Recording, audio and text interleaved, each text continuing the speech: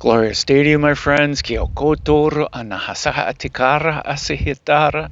Today I'm here at beautiful Mendon Ponds Park, and Spirit wants to talk about dwelling in the lotus. Niorata atara. Hiska ashaya nasa ayakoturu utatiria ratata. We're going to talk about the goddess Kamalalaya. We're going to talk about Ganesha. We're going to talk about Mendon Ponds, Niarasa Kuturu Utukurshahasa Akatiarata, the Maha Vidya, yeah, there we go. Iskarata Kariata Atakara Asitukuryuto. The 10 tantric goddesses that map out the path to ascension. There are 2 days left until equinox, Iskotura Arahananiratata. And what better day to talk about the abundance that flows to you and through you while you dwell in your lotus. Iskahasa atiariata. Mendon Ponds Park. Been going here all my life. Isahatikarata atita korashuhuta arahasisirata. And such fond memories of swimming in this pond as a child that during Shavasana at the end of yoga, once I started practicing yoga instead of doing yoga, this was my spot where my mind went to get total relaxation. Floating on the surface of Mendon Ponds Park, and then the visions poured in after that. They're swimming in the pond, floating in the pond. There was just such peace. And when I was called to come here, I was expecting to see lotuses in the pond, but we're late in the season, so some of the lotus leaves there they flipped over, they're turned brown. They're going to start dying. But that does not mean that your abundance needs to stop flowing, regardless of the seasons, regardless of morning, noon, sunset, night. Whatever the season, abundance can flow to you and through you. Kamalalaya. Kamala means lotus. And Kamalalaya is the goddess who dwells in the lotus. So similar to Vyapini, the goddess who is everywhere, that's the type of abundance. She is a goddess of abundance. And interestingly, her mount is an elephant. And on Tuesday, we celebrated Ganesha's birthday.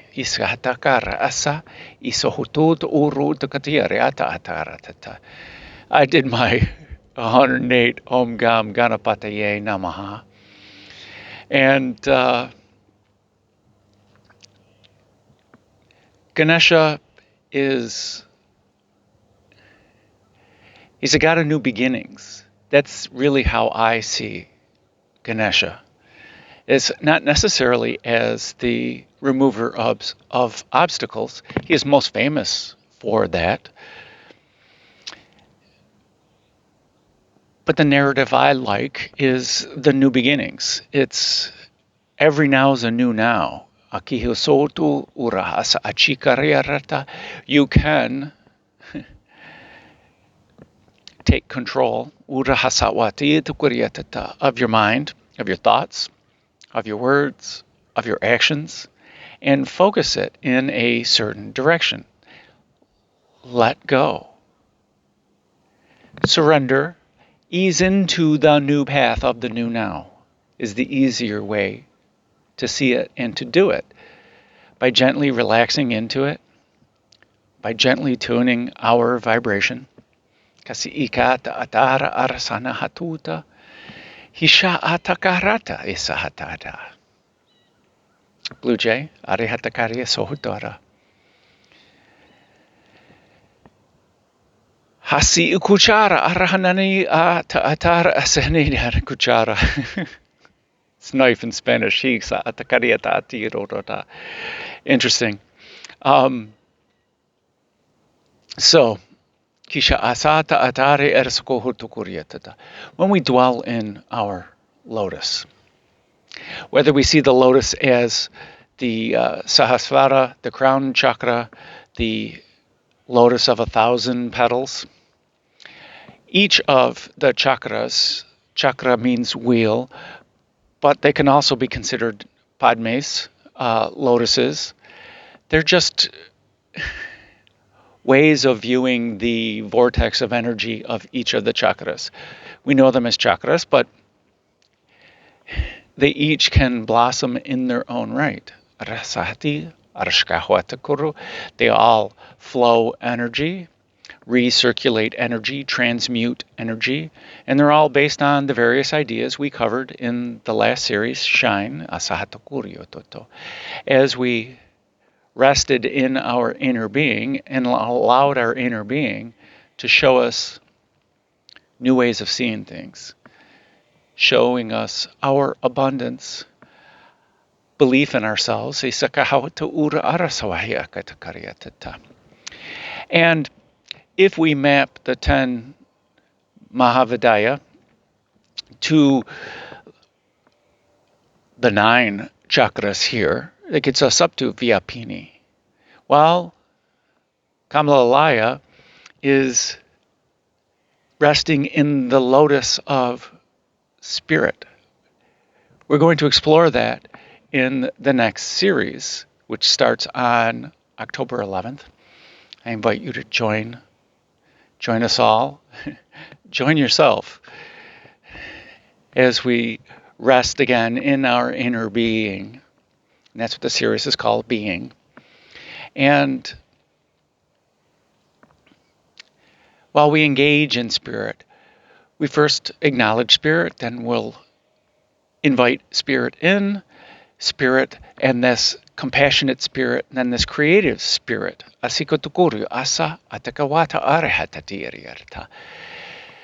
the idea of verticality, they are 3 separate chakras, but they are so interdependent on each other.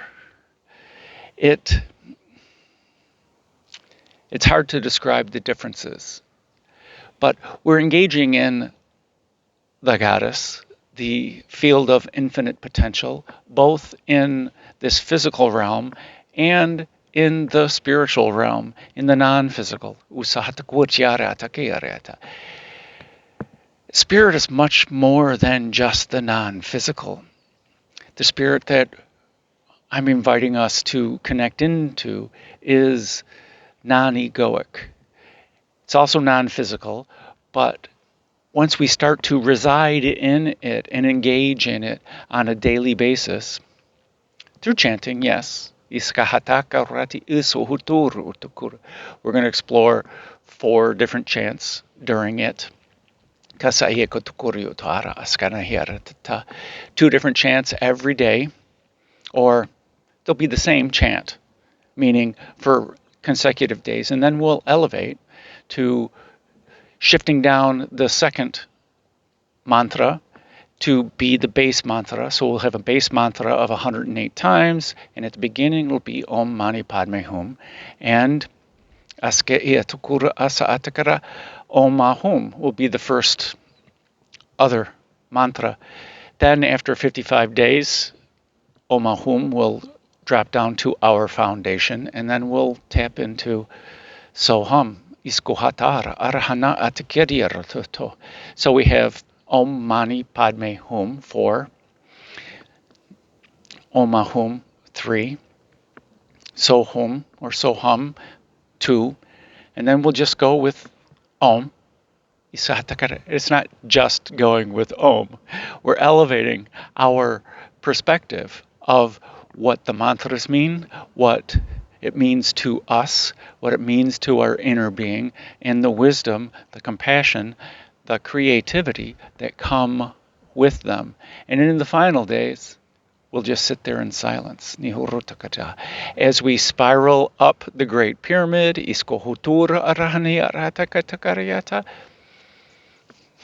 to the Eye of Providence, and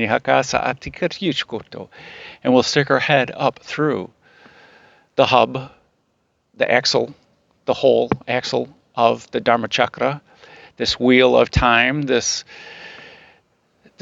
chakra of samsara that spins and spins and spins, and we'll poke our head up through it into the divine realm of no ego, of the holy fire, of the highest source of consciousness, outside of the matrix. And then we'll glance down upon this reality, this life, this experience, through a new perspective. And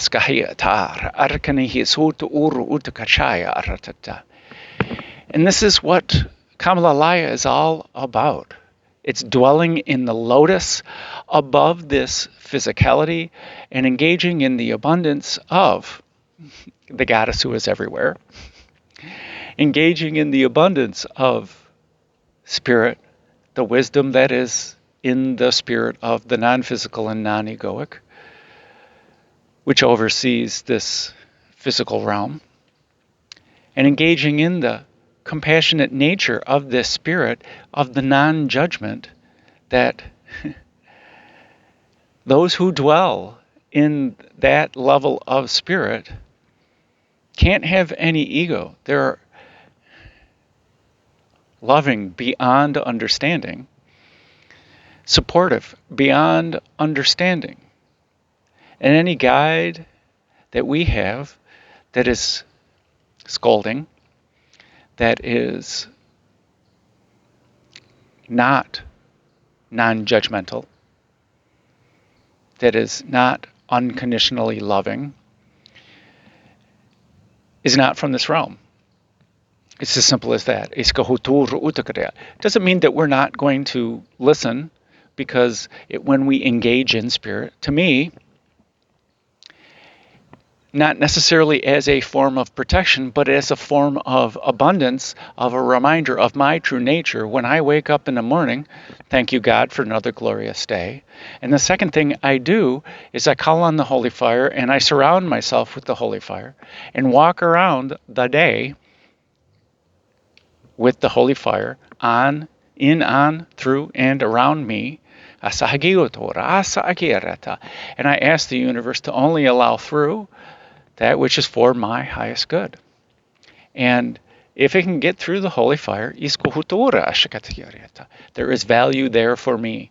And with that attitude, that allows me to not get upset over some of the things that I used to normally judge, get upset at, or judge again. Put down. But when we gently tune our vibration, when we dwell in our lotus, or the lotuses, because that's really what Kamalalaya means, the one who dwells in the lotuses, it's plural, because there's really only one lotus of spirit, one Padme of spirit.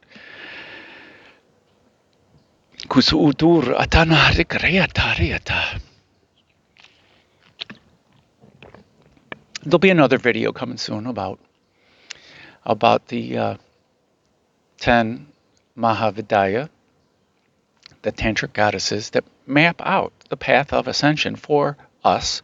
Just like the chakras map out a path of ascension for us. Each chakra can represent a mindset.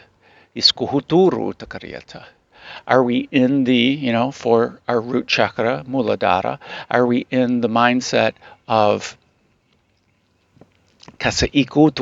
fight or flight? Or are we in the mindset of rest and digest, that of safety, that of peace, that of gratitude? And then when we get to Svadhisthana, the sacral chakra, Niaratuku Utur, the water chakra, where are we nurturing or are we governed by our emotions? Are we using our emotions as input for how we feel? Are we in alignment for better decision making? Or are we overwhelmed by it and not choosing things because I don't want to experience that again, or I'm choosing it because I want to experience that again? Because we're valuing it solely on emotion. But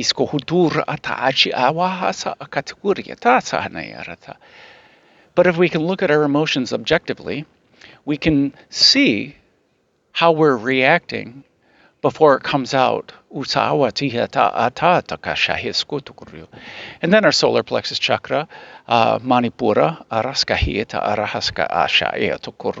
the fire chakra, our solar chakra, the sun, our intention, our willpower,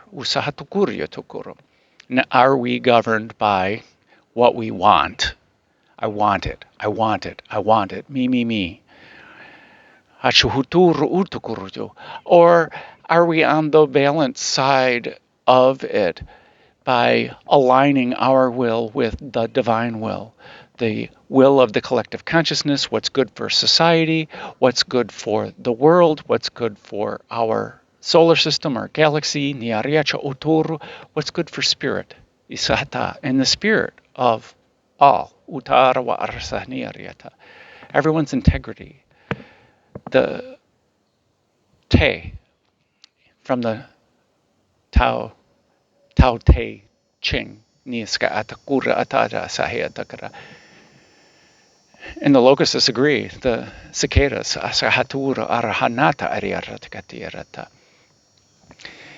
Te doesn't really translate well into English because it's all encompassing. It's virtue, it's integrity, it's wholeness, asahatur urutuk, it's righteousness. It's all of those things rolled into one.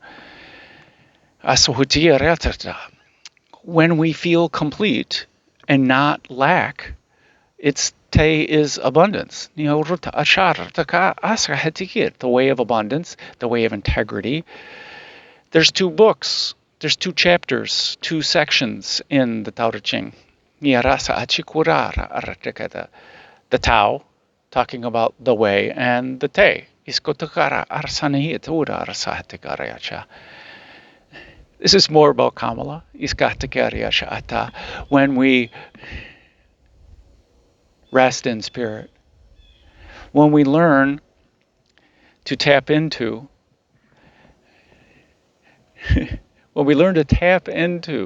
the nourishment of spirit, the ana, instead of getting our sustenance, our nourishment of the food of this earth, can we really get our nourishment through spirit, through this non-judgmental spirit? Because that's what nourishes our soul, our being, our inspiration for being, our inspiration for life, that fire of life that drives us, that inspires us, that inner joy.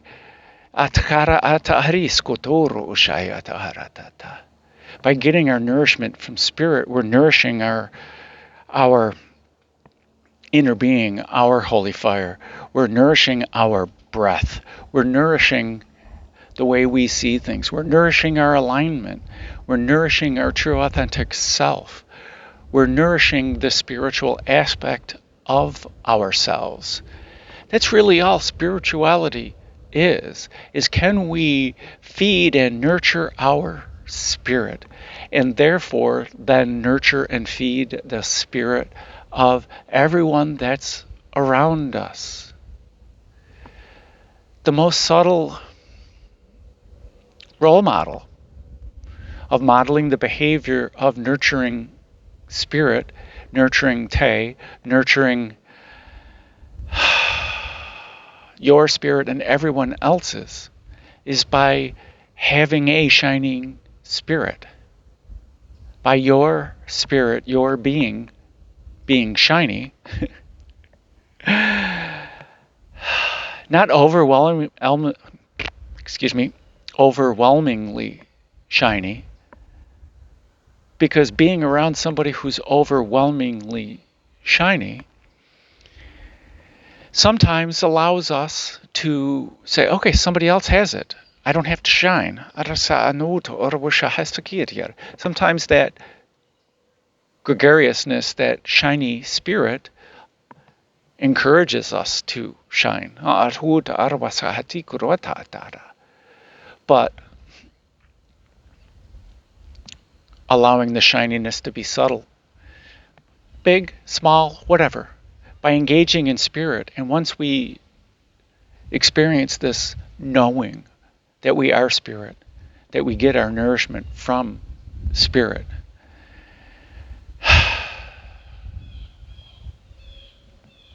and the blue jay confirms, when we do that, we can walk around in peace, not engage in contrast, not engage in conflict.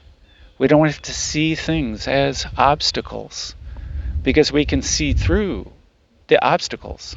There's so many ways we can view obstacles or tension or contrast. Athletes use resistance on purpose to gain strength. You, in this master class of life, are doing the same thing with all the contrast. Sometimes it's overwhelming. Well, we take on too much contrast. If we try to lift too much or outperform without proper training, we're going to get injured. Well, we're going to get emotionally hurt. Which is what yoga is all about. Yoga is all about learning to be okay with yourself, learning to trust yourself, simply by letting go and focusing on the breath, focusing on the asana, focusing on the transition, focusing on your mat, and not focusing on any of the other stuff that's going on in life. If it's not on your mat, it's not relevant now.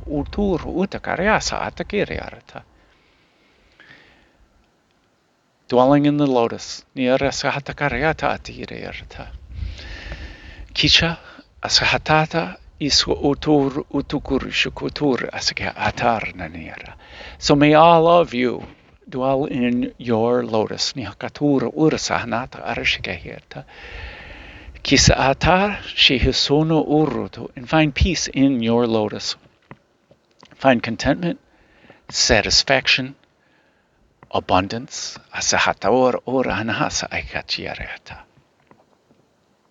Because you are amazing beings. Niara asa atakata, hiso uturu uta. Sahiha anahatakarata atati harataturata. So I thank you, my friends, for sharing in my highest bliss. Make it a great day. Iskahatata atari shananiaratata. Because why would you leave it up to anyone else? Hasaka atata atariata.